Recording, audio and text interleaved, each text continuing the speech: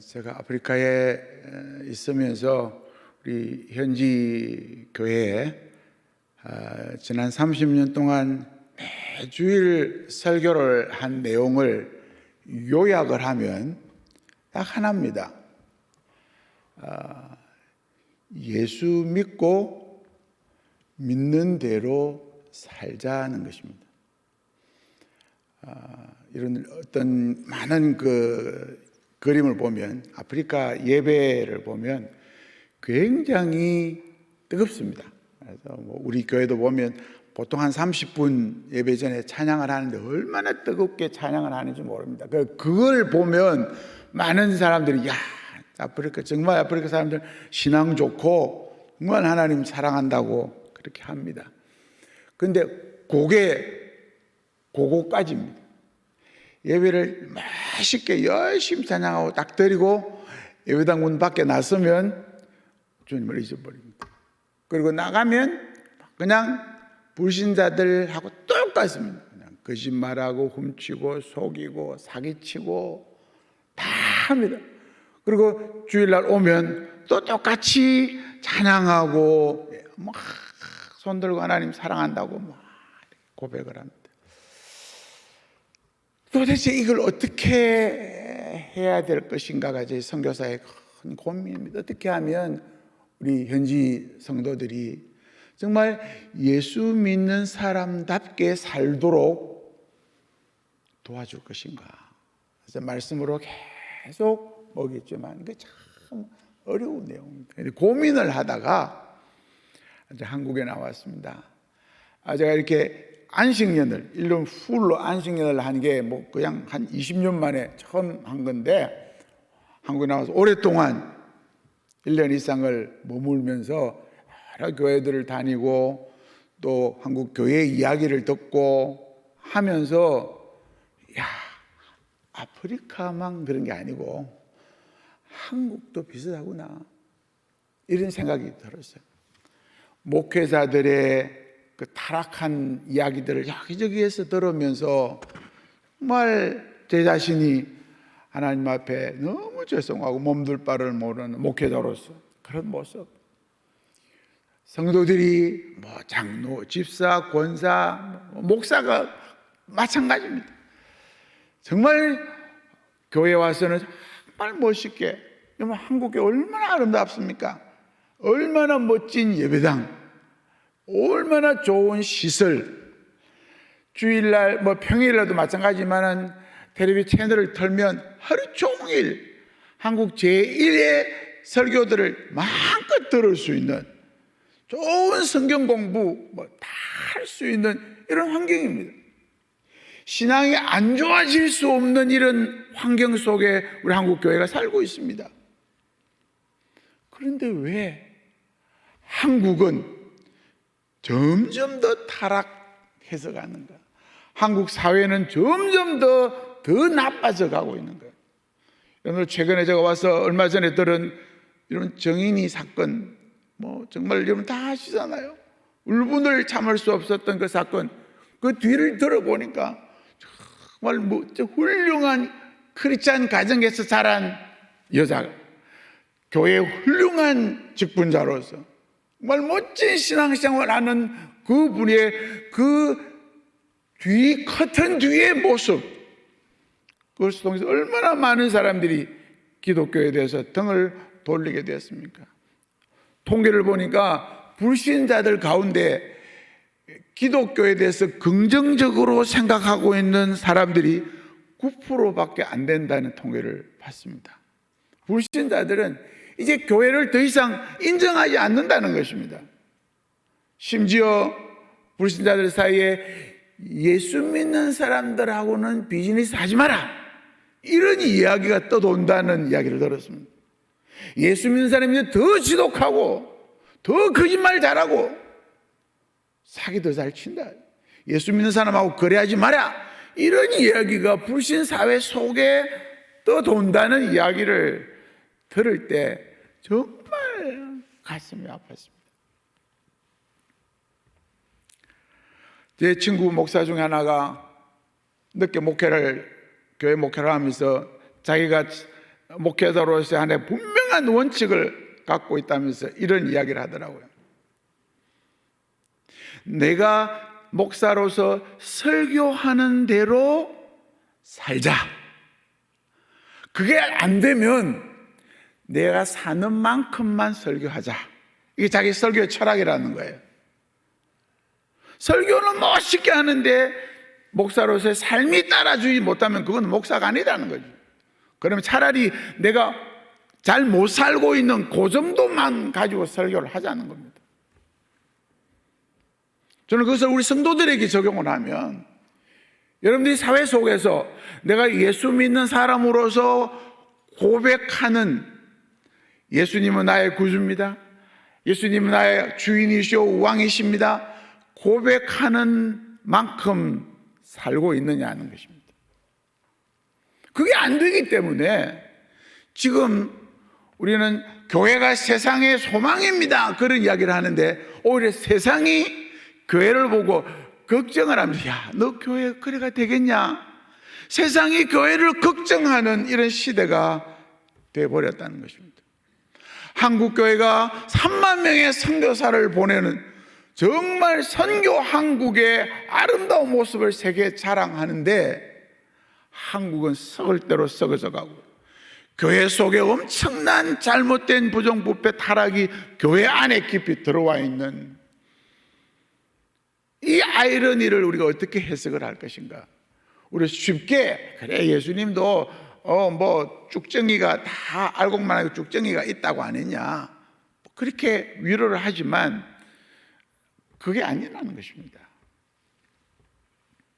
정말 여러분은 믿는 대로 고백하는 대로 그렇게 살고 있습니까?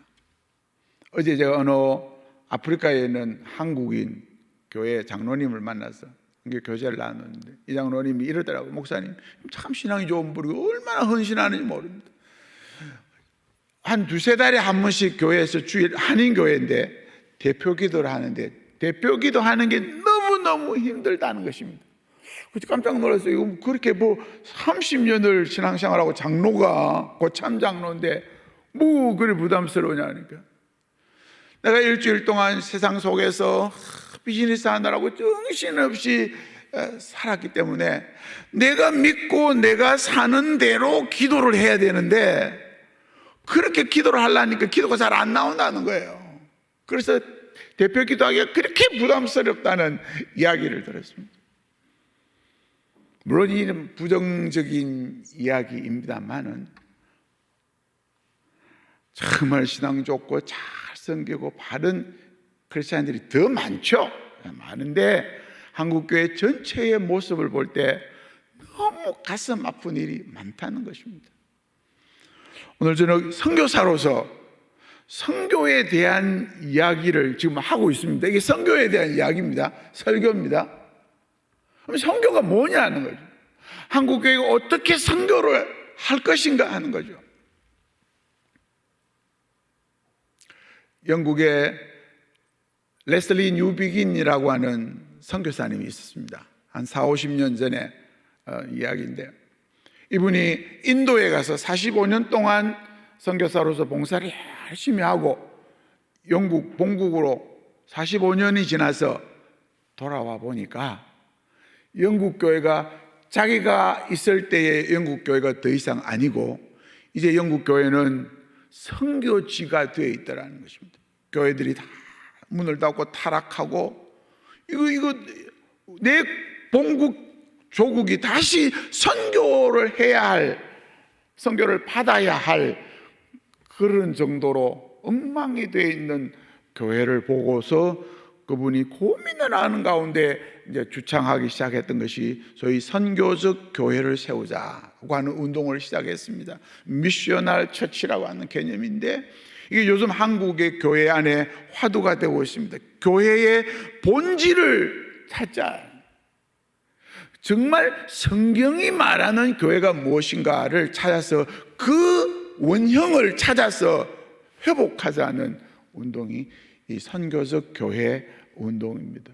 이것은 선교사를 많이 보내고 후원을 열심히 해서 이거하고 전혀 관계가 없는 교회의 본질을 찾아서 하자는 것입니다. 그 본질 중에 하나가 오늘 이 예수님의 말씀입니다. 내가 아버지께서 나를 보내서 이 땅에 와서 목숨을 다해서 목숨을 버려서 우리를 위해서 구원 사역을 완성하신 예수님이 그 부활 후에 처음으로 제자들에게 하신 말씀이 아버지께서 나를 보내서 내가 너희들을 위해서 모든 것 다 바치지 않았느냐? 나도 너희를 세상 속에 보내노라. 이 보낸다는 말입니다. 그 예수님의 사도, 그러니까 사도란 말은 그 원문의 뜻을 보면 보냄을 받은 자라고 하는 뜻입니다. 그래서 우리 신학적으로 좁게는 12사도를 우리가 사도라 그러지만 넓은 범위로 크리스찬의 정체성은 크리스찬은 사도라고 하는 것입니다. 그래서 개혁교회의 정체성 중에 하나가 이 사도성이라고 하는 게 있습니다. 사도성. 교회는 사도성을 가진 공동체라는 것입니다. 그것은 뭐냐 하면 교회는 이 세상 속에서 하나님이 사람들을 불러서 모아놓은 곳이 교회이기도 하지만 동시에 교회는 그 모인 교인들을 말씀으로 훈련시켜서 세상으로 보내는 것이 교회라고 하는 것입니다. 그것을 사도성이라고 합니다. 교회는 그 성도들을 세상 속에 보내는 것이 교회의 본질입니다.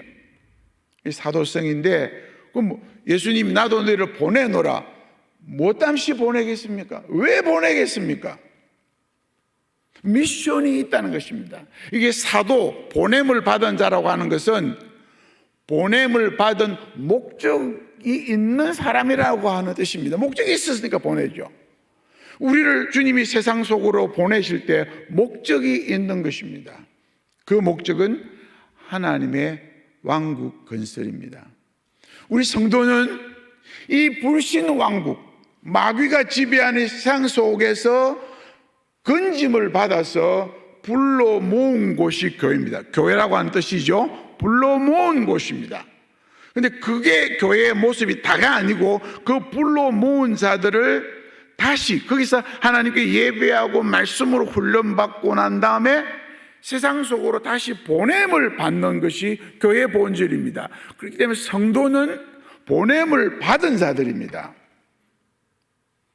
여러분들 여기 우리 쪽에는 부전교회 이야기를 들었습니다. 보지는 못했지만 나가면 입구에 딱 밖으로 나가기 직전에 딱 붙은 패가 하나 있는데 여러분은 이 교회 문 밖을 나가면 거기서부터 선교지입니다. 그런 글귀가 있다고 합니다. 여러분들이 교회에 나가면 그곳은 여러분들이 보냄을 받은 일터라고 하는 것입니다. 오늘 교회의 문제가 뭐냐? 신앙과 생활의 이분화입니다. 교회는 너무 멋있게 모이고 교제하고 말씀 듣고 다 하는데 이게 생활이라는 것과는 구분이 되어질 때 그건 교회의 본질을 잃어버리는 것입니다. 그래서 진정한 교회는 본질을 회복하기 위해서는 모이는 것도 중요하지만 보냄을 받아서 세상 속에 들어가서 역할을 해야 되는 것입니다. 그 역할은 하나님의 나라 건설입니다. 여러분들이 가는 곳에, 가정에서, 직장에서, 학교에서 그곳에 하나님의 나라를 이루는 것이 우리의 미션입니다. 여러분들이 무슨 직장을 가지고 돈 벌고 그게 여러분들의 삶의 미션이 아닙니다. 그것은 그 미션을 이루기 위한 수단입니다. 우리는 수단을 목적으로 생각하고 살면 그것은 크리스찬이 아닙니다. 우리의 모든 삶의 환경은 여러분들이 갖고 있는 자격은 그 주님이 우리를 보내시는 그 보냄받은 목적을 달성하기 위한 수단임을 잊어버려서는 안 됩니다. 그 수단을 동원해서 그게 뭐 전문적이든 일반적이든 그 수단을 가지고 내가 있는 곳에 보냄을 받은 곳에 하나님의 나라를 이루는 것입니다. 하나님의 나라를 이룬다는 뜻은 그곳에 세상의 백성들을 주님의 품 안으로 이끌어서 하나님의 왕국 백성이 되게 만드는 일, 그게 하나님의 왕국 건설입니다. 그래서 하나님의 왕국이 점점 더 확장되어 가게 하는 것이 우리 크리스찬의 본질적인 사명입니다. 보냄을 받은 자의 사명입니다. 여러분들은 가정에서, 직장에서, 학교에서 신자로서 보냄을 받은 자로서의 역할을 하면서 그 미션을 수행을 하고 있느냐는 것입니다. 교회에 와서 멋지게 예배 드리는 그것이 우리의 삶의 전부가 아님을 잊어서는 안 됩니다. 그것은 종교 행사에 머물 수가 있습니다.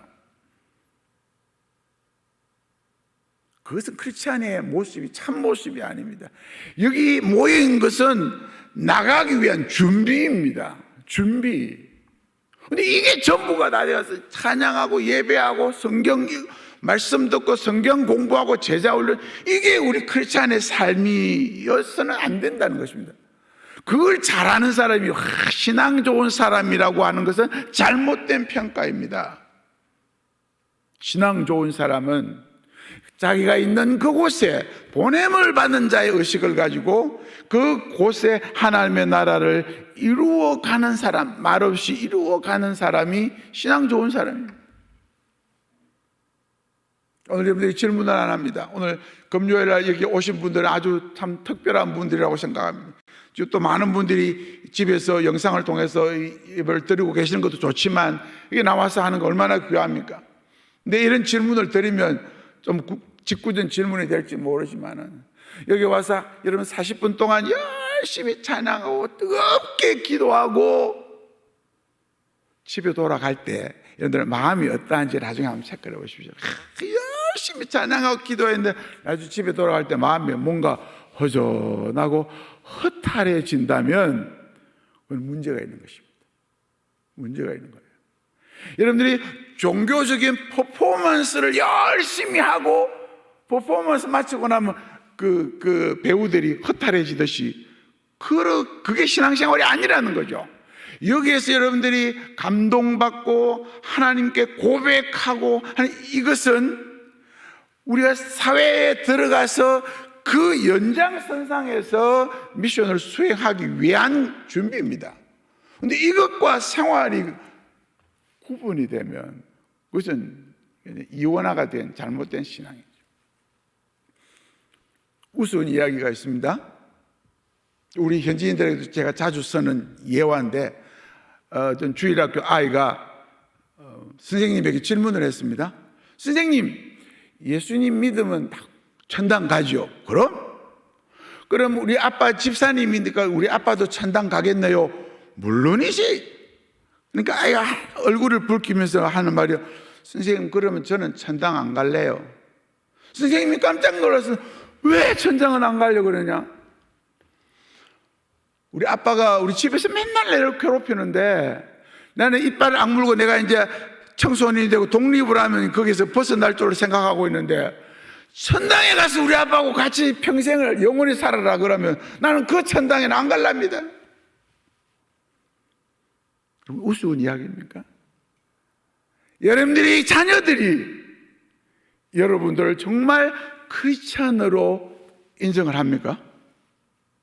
그들이 신앙생활의 하나의 모범으로 여러분들을 바라보고 있습니까?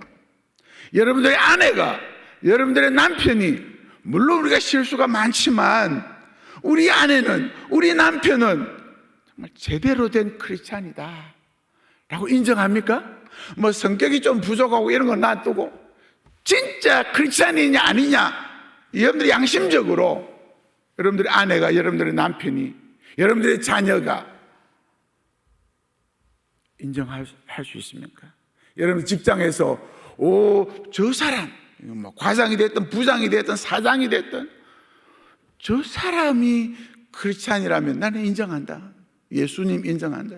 저 사람 정도면 나도 예수 믿을 볼만하다 라는 소리를 듣습니까? 난 저 사람 크리스찬인 줄은 5년 동안 직장에 있었지만 그 사람 나는 크리스찬인 줄은 몰랐어. 왜? 뭐 이중장구 만들고 거짓말하고 막 다 하고 주일날만 교회 가는 사람이라면 그게 무슨 크리스찬이냐고. 그런 예수 내가 믿을 필요가 뭐 있느냐고. 주님은 여러분들을 세상 속으로 보내십니다. 이거는 계속되는 진행형입니다. 여러분이 어느 곳에 가든지 나는 주님에 의해서 보냄을 받은 사도적인 사명을 가지고 있다. 사도성 잊어버리지 마시기 바랍니다. 나는 보냄받은 자이다. 내가 보냄받은 목적은 내가 가는 곳에 하나님의 나라를 이루어야 할 책임이 있다. 나로 말미암아 조금이라도 몇 사람이라도 하나님의 왕국 백성이 되게 하는 그 직업, 고린도서에서 화목케 하는 직업을 우리에게 주셨다고 그랬습니다. 그겁니다. 하나님의 왕국으로 인도해 드리는 작업을 우리를 할 책임을 부여받은 것입니다. 자, 이런 하나님 왕국 건설을 위해서 보냄을 받은 자가 하나님의 왕국을 향한 열정과 헌신이 생깁니다. 하나님께 보냄을 받은 사람이라면, 구원을 받은 사람이라면 그 구원의 감격이 있고 하나님을 사랑하고 아침마다 일어나서 하나님은 나의 왕이십니다. 나의 주인입니다. 오늘도 주인이 원하시는 대로 살겠습니다. 이렇게 고백하면서 하루를 시작합니까? 그리고 그렇게 살려고 몸부림을 칩니까? 그런 사람이 이 하나님의 왕국 건설의 열정이 커져가는 것이 이제 선교입니다. 이게 선교입니다. 선교는 하나님 나라 건설입니다. 그래서 선교는 사도행전에 주님이 분명히 말씀하셨습니다. 예루살렘, 여러분들이 있는 곳 예루살렘과 근처 사마리아와 땅끝까지 주님의 증인이 되어서 그곳에 하나님의 나라를 확장해 가라고 하는 주님의 명령과 그 일이 이루어지기 위해서 성령을 보내시겠다고 약속을 하셨습니다. 그게 우리의 정체성이고 우리의 사명입니다. 그걸 느낄 때 내가 선교를 위해서 기도하고 물질을 드리고 가능하다면 몸으로 시간을 바쳐서 가겠습니다. 오래전에지만 우리 시에라리온에 74세, 64세 된 두 분 장로님이, 은퇴하신 장로님이 단기 선교를 하러 오셨습니다. 뭐 부인도 말리고 자녀들이 다 말리는데 그 74세 난 장로님은 그 이선교사가 정말 일은 너무 많고 사람이 없어서 쩔쩔매고 있다는데 갈 사람이 없다니까 늙은 나라도 가서 함께 해드려야 되겠다. 그래서 이분은 정말 준비를 해가지고 자기가 당뇨병 있는 것도 막 숫자도 감추고 이래가지고 거기 왔습니다. 얼마나 재밌게 봉사를 하는지. 정말 깐깐한 분들인데 다들 이선교사 이제 큰일 났다고 걱정을 하는데 저는 그분들 모시고 얼마나 재밌게 했는지 모릅니다. 내가 밖에 나가서 우리 그 콤파운드 밖에 나가서 만나는 사람마다 예수 믿으라고 복음 전하고 그러다가 그 74세 나신 분이 당뇨병 후유증으로 거기서 돌아가셨습니다. 순교하셨는데 그 주위 사람들이 그 한국 할아버지 오랫동안 기억을 하면서 우리에게 예수 믿으라고 이야기하신 그분 기억을 하고 계시더라고요. 여러분들 하나님 나라 건설을 위해서 보냄을 받은 자라고 하는 정체성이 있는 사람은 내가 선교를 해야 되겠다가 아니라 삶 속에 나타나게 되어 있습니다. 하나님 나에게 재능을 주시면 그 재능을 바치고 재물을 주시면 물질을 바치고 그 많은 시간을 주시면 그 시간을 바치서 그래서 내가 가는 곳이 하나님 나라 건설을 이 땅에서도 하지만 필요한 선교지에 가서 섬기겠습니다. 그게 선교입니다. 교회에서 선교원금 합시다. 예, 너는 한 달에 10,000원씩 선교원금. 나는 이제 선교에 대한 책임을 다했다. 그게 선교가 아니라는 거죠. 그래서 선교적 교회는 이 보냄을 받은 자의 의식입니다. 나는 사도로 보냄을 받았다. 내 직장에서 사업체에서 내가 높든 낮든 내가 있는 곳의 사람들을 섬기고 그들을 하나님의 왕국으로 인도하는 그 일이 나의 미션이다. 그 열정이 커서 만족하지를 못해서 하나님, 이 온 땅에 하나님, 한국은 이만큼 복을 많이 받았는데 하나님이 모르고 복 받지 못하는 수많은 수십억의 인류들에게 이 복음 전하는 이 일을 위해서 제가 할 수 있는 일이 뭐가 있겠습니까? 그 선교를 위해서 기도하게 되고 선교사님들을 위해서 기도하게 되고 필요하면 시간을 내서 가서 봉사하게 되고 잠깐 동안이라도. 그 64세 난 장로님이 한번 저한테 이런 고백을 합니다. 목사님, 너무 행복하다는 거예요. 왜요? 그분이 서울에 우리 교단의 오래된 큰 교회 수장로님이었어요. 목사님, 제가 수장로인데 저는 직장 때문에 주중에는 교회를 못 갑니다. 새벽기도도 못 가고 수요일도 거의 못 가고 주일날 하루 종일 봉사는 하지만 주일날 겨우 봉사를 했는데 이 아프리카에 오니까 눈 뜨면서부터 잠드는 시간까지 내 모든 시간이 하나님 나라를 위해서 사용하고 있다는 생각을 하니까 너무너무 감격스럽다는 거예요. 고생을 참 많이 했습니다. 한국에 부요한 것들 다 내려두고 와서 정말 전기도 없고 뭐 어려운 게 얼마나 많겠습니까? 고생하는데도 너무 행복하다는 거예요. 내가 장로지만 거기서 주일 봉사만 겨우 했던, 그분이 일 많이 하신 분이에요. 주일 봉사를 겨우 했는데 여기는 24시간 모두가 하나님의 나라를 위해서 쓰고 있다는 걸 생각하니까 얼마나 감격스러운지 모른다는 거예요. 이 선교, 이게 보냄받은 자의 정체성입니다. 사랑하는 성도 여러분, 주님은 지금도 여러분들을 보내고 계십니다. 계속. 그래서 성도의 정체성, 나는 사도로 보냄을 받았다. 우리는 잊지 않고 두 가지 생각을 해야 됩니다.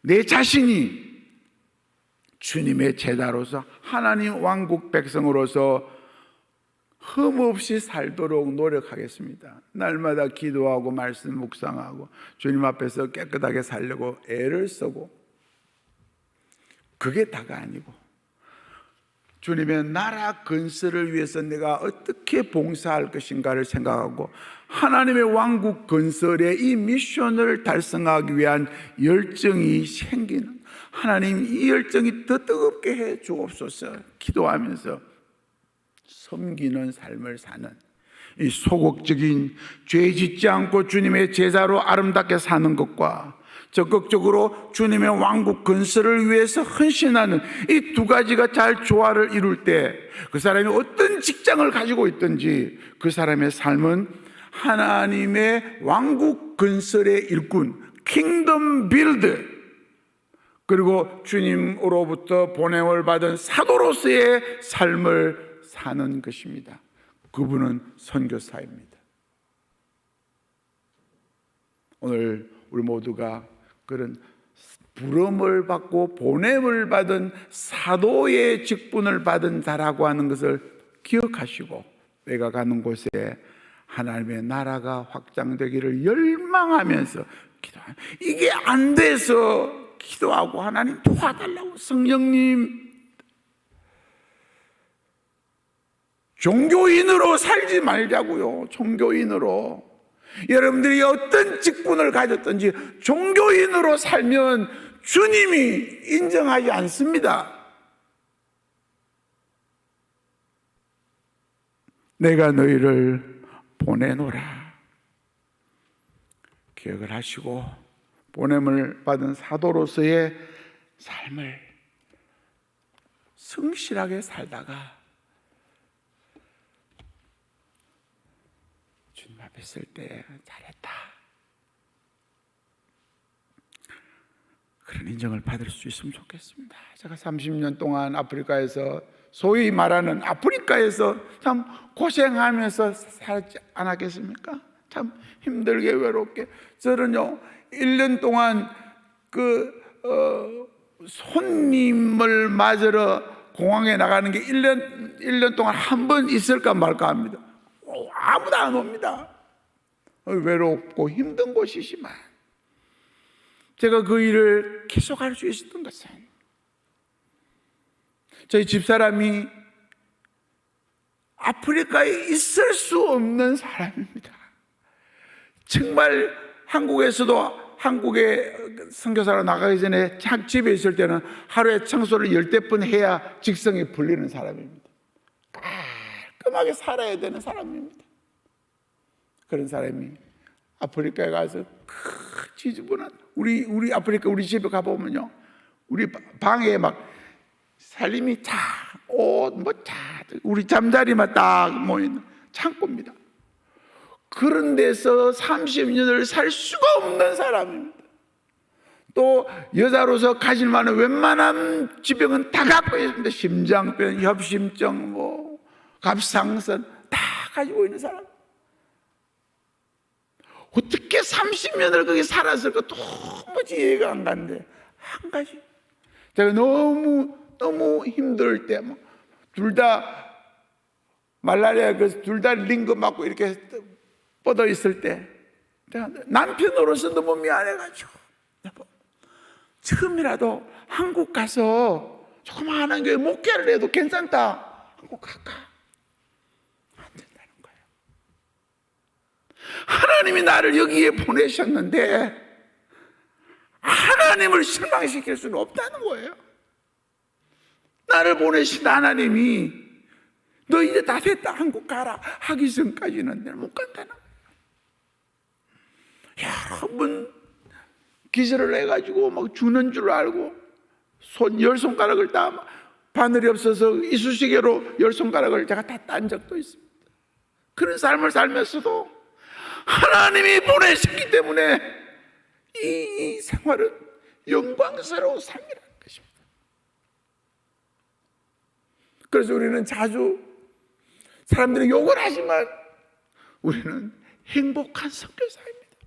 행복한 사람입니다. 지난 30년을 둘러보면 정말 내가 어떻게 그렇게 살았을까? 아내가 어떻게 저렇게 살았을까?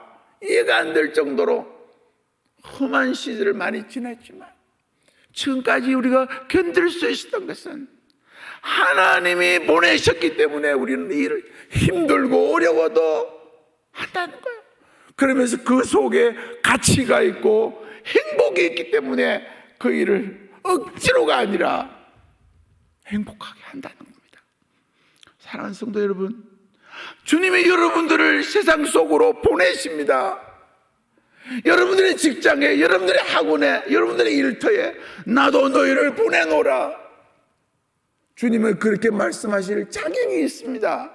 당신은 하나님이신 그분이 생명을 버려서 인간의 몸을 입고 와서 생명을 버려서 우리를 구원해 주셨기 때문에 나도 너희를 보내노라 말씀하실 자격이 있지 않습니까?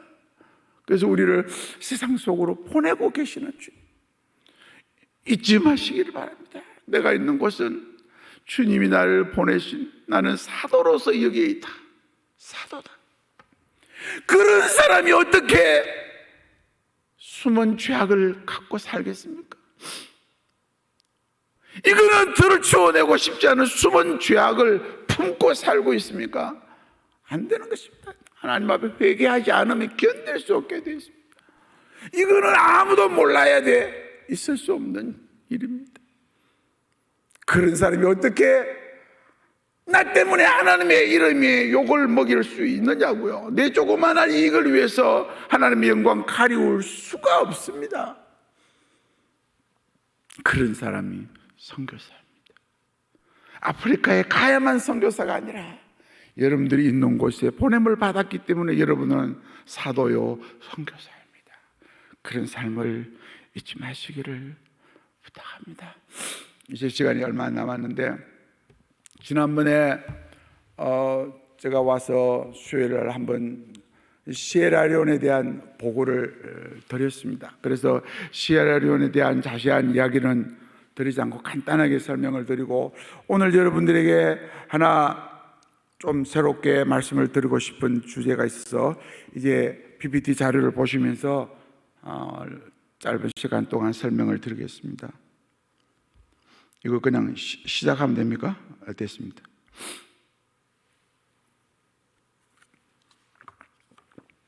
감사를 드리면서 특별히 우리 마마 목사님, 마마 목사님 여기 3년 동안 있을 때 참 온천교회 사랑을 너무 받았다고 너무 감사해 하면서 돌아갔습니다. 가서 정말 귀한 분입니다. 가서 함께 그 신학교를 잘 세워가고 우리 현지 교회들을 잘 섬겨서 우리 현지 사역자들과 함께 교회를 점점 더 확장해가는 그런 일들을 정말 효과 있게 감당할 수 있을 거라고 생각합니다. 그 뒤에 이제 여러분들이 마마 목사님을 현지인 선교사로 파송을 했습니다. 그래서 여러분들 선교사를 위해서 기도하는 마음으로 우리 마마 목사님을 위해서 기도해서 저희들과 함께 그 시에라리온 척박한 땅에 하나님의 나라를 이루는 일들을 잘 감당할 수 있기를 부탁을 드립니다. 오늘 특별히 아프리카에 대한 큰 그림을 여러분들에게 좀 그려드리려고 합니다. 짧은 시간이지만 우리 한국 교회가 아프리카를 너무 몰라요. 너무 몰라서 아프리카 그러면 그냥 고생하고 힘들고 어렵고 가볼 수도 없는 곳이고 이런 막연한 부정적인 생각이 많아서 아프리카 선교가 제대로 활성화되지 못하는 그런 상황에 있습니다. 그래서 아프리카에 대한 짤막한 그런 설명을 드리면서 아프리카를 이해를 할 수 있도록 도와드리려고 합니다. 아프리카 대륙은 전체 정말 큽니다. 이 5대양 6대주가 있지만 정말 큰 대륙입니다. 얼마나 크냐면 그 아프리카 대륙 안에 여러분 미국 크잖아요. 미국 땅덩어리 집어넣고, 중국 얼마나 큽니까? 중국 땅덩어리 집어넣고, 그 다음에 인도 땅 집어넣고, 그래도 자리가 많이 남아서 독일, 스페인, 영국, 이탈리 이런 유럽 나라들 다 집어넣고, 그래 해야 아프리카에 다 들어갈 정도로 아프리카가 나라가 엄청 큰 나라입니다. 그래 아프리카가 나라가 56개, 인구가 아프리카 전체의 한 13억. 아프리카는 주로 부족들이 많이 이루어져 있습니다. 나라별로. 그래서 한 3,000개의 부족들이 이루어져 있는 게 아프리카입니다. 종교로 보면 기독교가 거의 한 50% 정도 차지합니다. 대륙 중에 기독교 비율이 가장 많은 곳이 아프리카 대륙입니다. 그래서 3, 4년 전에 남아공에서 로잔 대회를 할 때 다음 세기는 아프리카 교회가 전 세계의 기독교를 이끌어갈 것이라고 전망할 만큼 아프리카의 기독교 비율이 많습니다. 이슬람은 35%밖에 안 됩니다. 기독교에 비하면. 그런데 문제는 아프리카에 많은 자원이 있지만 너무나 교육도 낮고 부정부패가 심하고 이래서 아프리카 사람들 너무나 고통을 당하고 세계 10개의 가난한 나라를 추려내면 그중에 8개 내지 9개는 아프리카에 있습니다. 그 정도로 가장 가난에 고통당하는 대륙이 아프리카입니다. 그리고 기독교가 50% 되지만 이 혼합주의 그리고 형식주의, 이 매너리즘 이런 거에 빠져 있어서, 또 하나는 그 기독교 지도자들이 교육을 받지 못했습니다. 아프리카에는 사역자, 목회자들이 목회 교육을 훈련을 받지 못한 사람들이 60%가 넘어갑니다. 그러니까 제대로 목회하기 어렵죠. 심한 혼합주의 때문에 제대로 된 기독교 그리고 역할을 감당하지 못하는 것 때문에 이 세계를 섬기기에는 아직까지 너무나 부족한 그런 아프리카 기독교라고 했습니다. 정말 말씀을 더 배워야 하는, 그래서 지도자 훈련이 아프리카에는 시급한 그런 상황입니다. 그런데 18세 미만의 인구가 절반을 차지하는, 지금 유럽이나 아시아는 인구가 고령화가 되고 평균 연령이 50대가 되갑니다. 그런데 아프리카는 18세 미만이 50%가 돼요. 그러니까 평균 연령이 30대 머무는 아주 젊은 대륙이기 때문에 좀 교육만 시키면 소망을 가질 수 있는 그런 대륙이기도 합니다. 자, 이 그림을 보면 중간 지역에 중부 벨트라가 나와 있죠. 그런데 거기 보면 북쪽은 거의가 99%가 이슬람입니다. 북쪽에 9개 나라, 7개 나라가 전부가 이슬람 국가입니다. 거기서 이제 남쪽으로 이슬람을 전파하려고 애를 쓰고 있고, 남쪽은 남아공을 중심으로 남쪽은 기독교가 다수입니다. 그래서 여기는 이제 북쪽으로 복음을 전하려고 애를 쓰고, 이게 올라가고 내려오고 교차하는 지역이 중부 벨트입니다. 동중서 이렇게 나누어져 있는 중부 벨트가 이 영적 전쟁의 교전지입니다. 그래서 굉장히 위기 상황에 있는, 그래서 이걸 놓치면 이슬람이 삼키고 남하할 수 있고, 이게 잘 우리 복음을 전하면 북쪽으로 올라갈 수 있는 이런 중요한 위치가 있는 것이 우리 중부 벨트입니다. 그래서 아프리카 전체 그림을 너무 간단하지만 아프리카가 얼마나 크고 얼마나 백성들이 있고 문제가 뭔지, 우리가 아프리카를 생각할 때 어떤 기도를 해야 될지 이렇게 하면, 여러분들이 세계를 위해, 세계 복음화를 위해서 기도할 때 아프리카 정말 버림받은 그런 척박한 땅, 여러분들 우리 텔레비에 그 단체들, NGO들이 어려운 사진들을 구글하고 도움을 요청하는 모든 어려운 사진들은 어디서 나옵니까? 다 아프리카 아이들입니다. 정말 가난에 굶주린 어려운 그런 상황인데, 우리가 아프리카를 위해서 좀 기도하고, 그래서 아프리카에는 한국 선교사들이 가려고 하질 않습니다. 뭐 저희들 지역뿐 아니라 아프리카의 많은 지역에 5년, 10년, 어떤 데는 20년 동안 한국 선교사 한 명도 가지 않는 이런 지역이 많이 있습니다. 요즘 한국에는 젊은 선교사들이 아프리카 가서 막 고생하고 목숨 안 하려고 하기 때문에 정말 영적으로 어려운 그런 지역에 있습니다. 이제 시에라리온을 지난번에도 말씀드렸지만 없던 내용들을 조금 보태고 해서 간략하게 저희들 사역 소개하면서, 이제 저희들이 한 텀 남았는데 마지막 사역을 마무리하기 위해선 기도 제목을 좀 나누려고 합니다. 30년 전에 저희들이 작은 놈이 돌 지나고 2돌 지나고 아프리카로 갔습니다. 근데 지금 작은 놈이 32살입니다. 그리고 저희들이 그 10년간 내전을 하면서 전쟁 때문에 어쩔 수 없이 아이들을 이웃 나라에 떼놓았는데, 그때 작은 놈이 8살 때 떨어져서 지금까지 같이 살지를 못합니다. 그러니까 뭐 거의 20몇 년을 아이들과 같이 살지 못하는 이런 아픔이 있지만, 아이들은 그래도 하나님께서 잘 키워주셨습니다. 지금 여러분들이 보시는 곳이 시에라리온은 어디고 이런 분들 혹시나 계시면, 여기가 서부 아프리카에 조그마한 동그란 곳이, 빨간 곳이 시에라리온, 아주 조그마한 나라입니다. 그래서 지금 30년 동안 참 여러분들과 함께 그 땅에 복음의 씨앗을 땀 흘려서 뿌렸습니다. 이제 싹이 나고 이제 열매가 조금씩 맺어가고 있는, 이제 조금만 더 잘 갖고 와주면 열매가 맺어서 이제 현지인들이 자기들끼리 꾸려 나갈 수 있는, 우리 한국이 140년 전에 서구 선교사들에 의해서 도움을 받다가 이제 한 5, 60년 전부터 이제 한국이 스스로가 우리가 교회를 이끌어가고 이제 우리가 선교사를 보내는 나라가 됐듯이, 이제 저희들 지역에 그동안 뿌려놓은 씨앗이 이 열매가 맺혀서 갑니다. 예를 들면 지금 마마 목사님이 지금 나이가 38입니다. 제가 30년 전에 이 마마 목사를 만났습니다. 주일학교 때 만났습니다. 그때 만나서 그동안 계속 직접 간접으로 훈련하고 교육하고 관계를 맺어와서 지금 이제 아주 훌륭한 목사가 되지 않았습니까? 이제 이런 식으로 선교사의 영향력이 그들에게 열매로 나타나는 이런 시기가 되고 있습니다. 이게 아프리카 열매들입니다. 빠빠야, 바나나, 파인애플, 이렇게 이제 거기서 열매들이 조금씩 맺어가고 있는 것을 보는 것은 큰 기쁨입니다. 그래서 저희들이 제일 중요한 사역들이 지난번에도 말씀드렸지만, 이게 교회들이 계속 개척하고 이제는 현지인들이 스스로가 교회를 개척하면서 자기들이 교회를 섬기고 자기들이 교회를 개척해서 확장해 나가는, 이제는 선교사가 교회를 개척하지 않고 자기들이 하고, 이제 선교사는 옆에서 도와주는 이런 역할을 해서 이제 점점 더 그 주도권이 현지인들한테로 넘어가고 있는 이런 시기입니다. 그리고 이제 신학교, 저희들이 제일 중요한 사역이 교회 개척이고, 그 교회 개척을 위해서 신학교에서 일꾼을 키우는 게 중요한 사역이죠.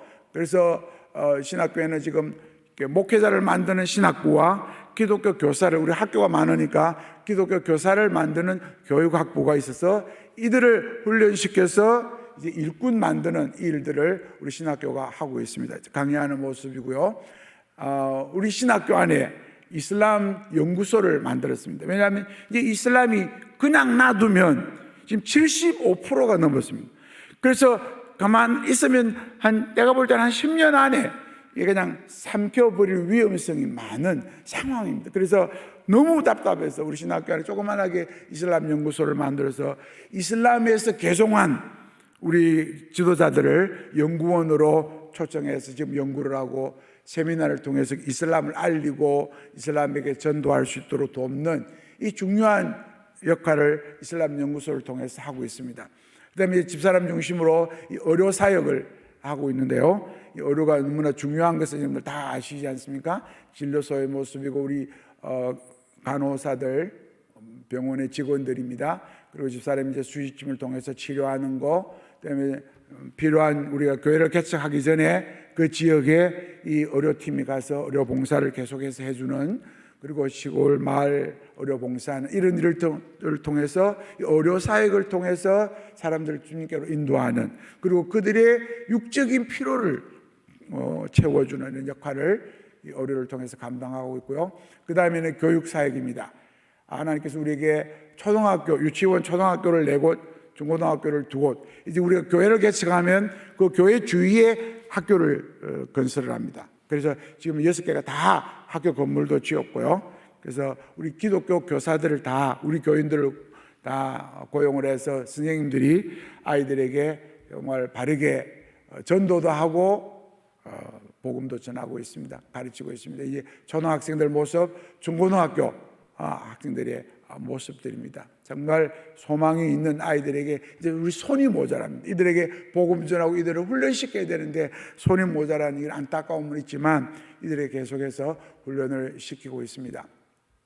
그래서 아직까지는 이슬람이 75%나 되지만 아직까지는 복음 전하는 자유가 있습니다. 그래서 지금 기회를 놓치지 않고 어떻게든지 아이들에게 복음 전하는 일을 하려고 애를 쓰고 있습니다.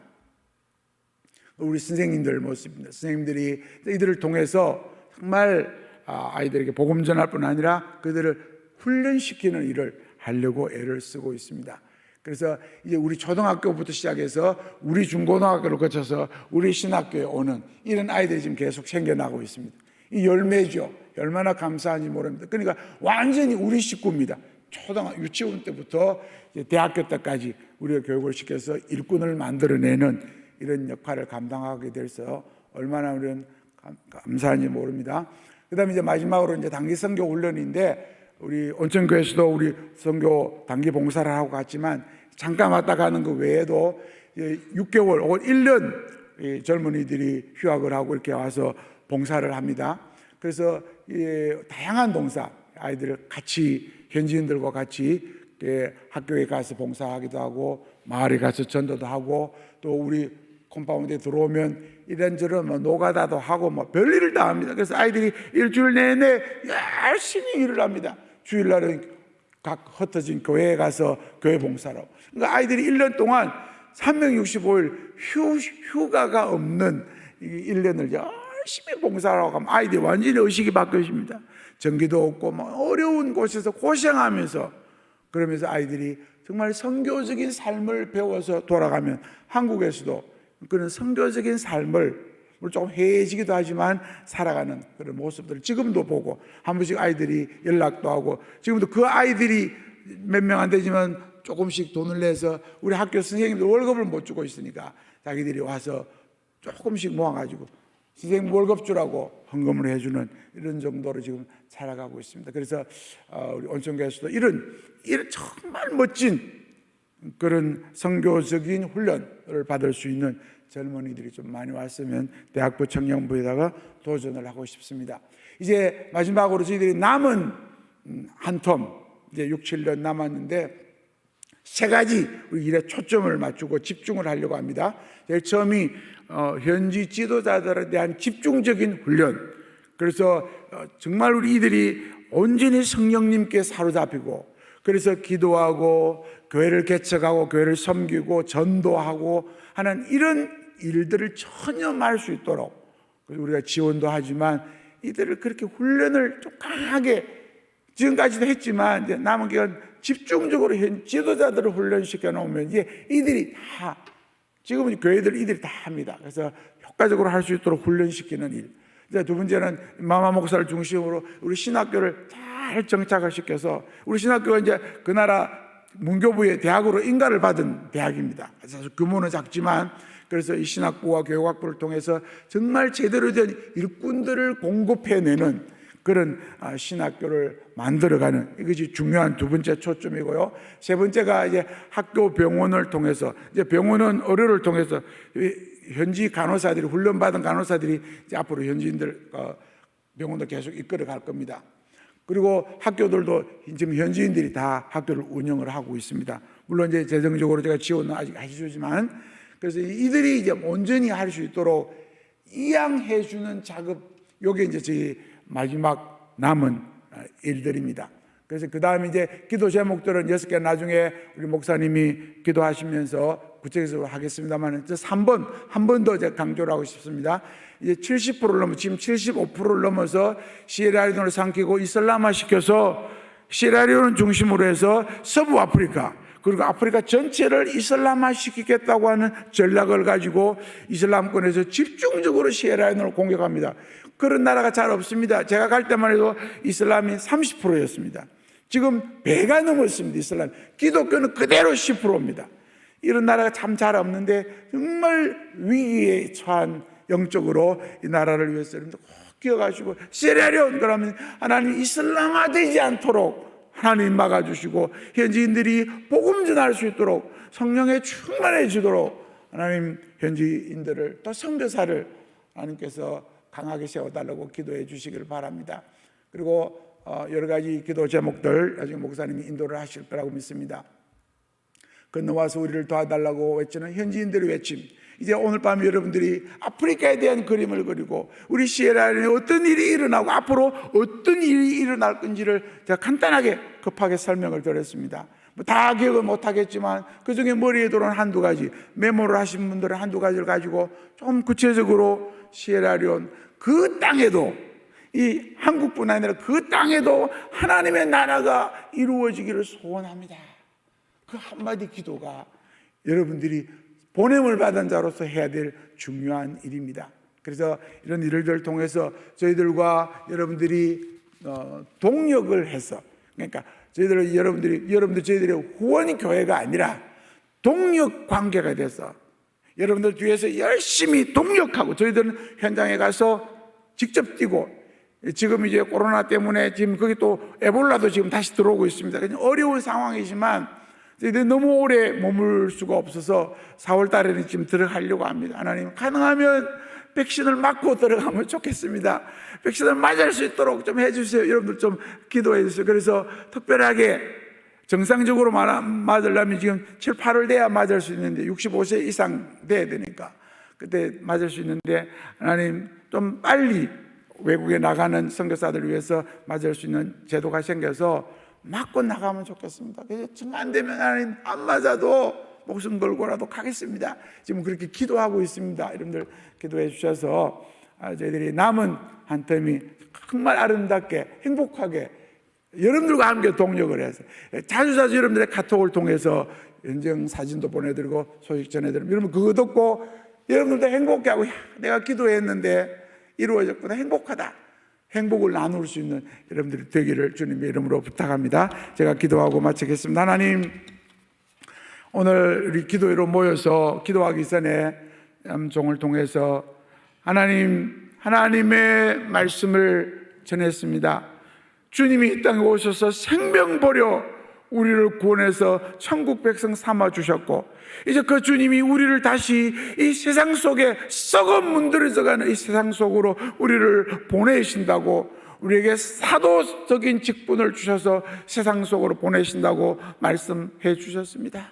우리가 가는 곳이 가정이, 직장이, 일터가, 학교가 보냄을 받은 선교지요, 나는 사도요 선교사로 보냄을 받았다고 하는 것을 한시도 잊어버리지 않게 하시고, 내가 먼저 하나님 말씀대로 순종해서 살려고 애를 쓰고 거룩하게 살려고 애를 쓰고, 하나님의 은혜를 힘입어서 이 적극적으로 그 마귀에게 사로잡혀 있는 자들을 하나님의 왕국으로 이끌어가는 이 역할, 보냄받은 자의 역할을 감당함으로 말미암아 우리의 삶이 행복해지고 하나님이 기뻐하시기 때문에 나도 기쁘고 행복해하는 그런 삶을 살아가는, 또 그 마음이 넓혀져서 이 시에라리온을 가슴에 품고 시에라리온이 이슬람화 되는 거 하나님 막아달라고 기도하면서 선교사와 그 땅에 있는 마마 목사와 그 현지 지도자들을 위해서 한마디라도 기도할 수 있는, 그리고 하나님 기회 주시면 하나님이 현장으로 달려가겠습니다 하는 그런 마음까지 용솟음치는 오늘 저녁이 되어서 이 감정으로 끝나지 않고 계속해서 보냄을 받은 자로 살아가는 우리 모든 성도들 될 수 있도록 은혜를 주시옵소서. 예수님의 이름으로 감사하며 기도드립니다.